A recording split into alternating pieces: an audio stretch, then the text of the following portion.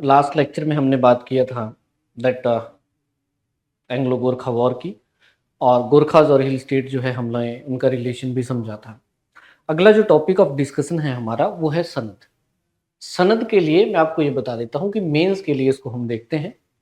Pre examinations में अभी तक तो क्वेश्चन आपसे डिमांड नहीं किया गया, लेकिन इन फ्यूचर अगर मान लीजिए क्वेश्चन आता है, बनता है, तो इसी टॉपिक में जो है वो कवर हो जाएगा। ठीक है, इस सनद में हमने तीन चीजें समझनी होती हैं।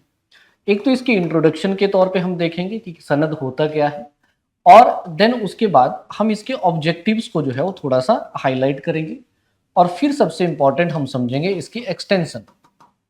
ठीक है, कहानी ये थी कि सनद में सिंपली सा जब एंग्लो गोरखा वॉर हुए थे तो उस समय पे मैंने आपको बताया था कि जो ब्रिटिशर्स की पॉलिसी है उसके दो बड़े ऑब्जेक्टिव्स थे, है ना, जिनकी हमने बात की थी। उन ऑब्जेक्टिव्स के ऊपर डिजाइन किया गया था।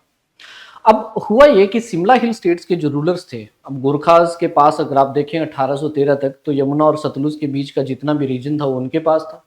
अब हुआ ये कि उसके बाद जो ब्रिटिशर्स हैं उन्होंने अप्रोच किया शिमला हिल रूलर्स को, और उनको क्या कहा, देखो, उनको ये बोला गया कि आप ऐसा करो, हमारी मदद करो इस वॉर में, बदले में हम आपको आपके एरियाज दे देंगे।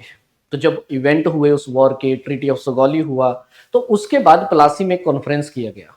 उस कॉन्फ्रेंस में फिर ऑब्जेक्टिव उस कॉन्फ्रेंस का भी यही था कि अब जो एरियाज थे वो वापिस करने थे। लेकिन जो एरियाज हैं स्टूडेंट्स, ब्रिटिशर्स ने क्या किया कि राजा जो थे शिमला हिल्स के, उनको बोला कि ठीक है, आप लोगों को आपके एरियाज मिल जाएंगे, लेकिन आपको जो है कुछ ऑब्लिगेशंस जो है वो माननी पड़ेंगी। यानी कि उन ऑब्लिगेशंस को जनरली आप कहते हैं सनद। सनद क्या है? तो ये एक तरह की कंडीशनल इंडिपेंडेंस थी जिसको इशू किया गया इन ब्रिटिशर्स के द्वारा लगभग 1815 से लेके 1819 तक।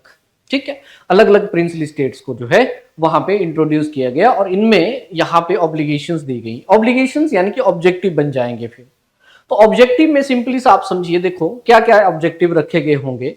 बिकॉज जब पॉलिसी फ्रेम हो रहा था तो सिंपल सा पहला जो ऑब्जेक्टिव था इनका वो यही था कि जो ब्रिटिश मर्चेंट्स हैं उनको एंट्री मिलनी चाहिए हिमाचल प्रदेश की मार्केट में। मैंने आपको पहले भी बताया था कि एक्सप्लॉयटेशन नहीं हो पा रहा था। हिमाचल प्रदेश की जो मार्केट है हमारी, रामपुर जैसे एरिया कमर्शियल एरियाज बन रहे थे, और एक तरह से ट्रेड रूट्स के तौर पे अगर आप देखेंगे तो एक ट्रेड यहाँ पे प्लेसेस ये एमर्ज हो रहे थे, और इसी तरह से इस मार्केट को एक्सप्लॉइट नहीं कर रहे थे, गोरखाओं का कंट्रोल था।